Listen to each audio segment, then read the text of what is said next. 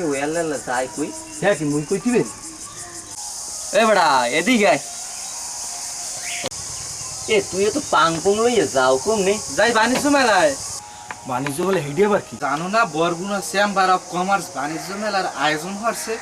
এ তো হেন হয় কি আরে ওখানে সার্কাস, মরণকূপ, রেল গড়ে, চররা গড়ে, ও আবার আছে হাউজি খেলা, এরপর আবার এখানে আছে সোনার বাংলা রেফেল ডরু।